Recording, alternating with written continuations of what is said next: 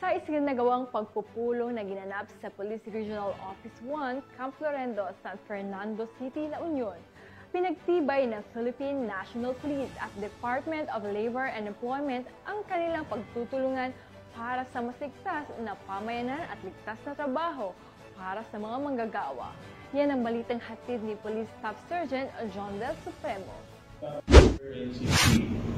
We look forward to today's exchange of ideas and dialogue. Noong ika-11 ng Agosto taong kasalukuyan, bumisita at nakipagpulong si Ezekiel Ronnie E. Guzman, ang Regional Director ng Department of Labor and Employment, kay Police Brigadier General Dindo R. Reyes, Regional Director ng Police Regional Office 1.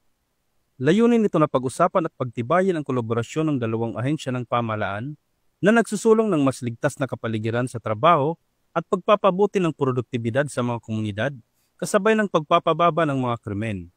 Bilang bahagi ng kanilang inisyatibo, ipinakita ni Police Brigadier General Reyes ang kausayan ng Police Regional Office 1 sa isang simulation exercise.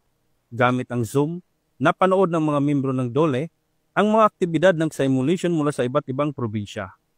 Kasama sa pagsasanay ang isang radio communication challenge at area familiarization upang mapabuti ang kahandaan at bilis ng pagtugon ng mga kapulisan. Isang pangunahing layunin ng pagsasanay ay ang pagpapabuti ng 5-minute response time mula sa pagtanggap ng 911 call hanggang sa pagdating ng mga emergency responders sa lugar ng insidente. Sa pamamagitan ng inisyatibong ito, umaasa ang DOLE at PNP na magkakaroon ng mas ligtas na kapaligiran sa mga komunidad at trabaho at magiging mas mabilis at epektibo ang kanilang tugon sa mga insidente ng krimen.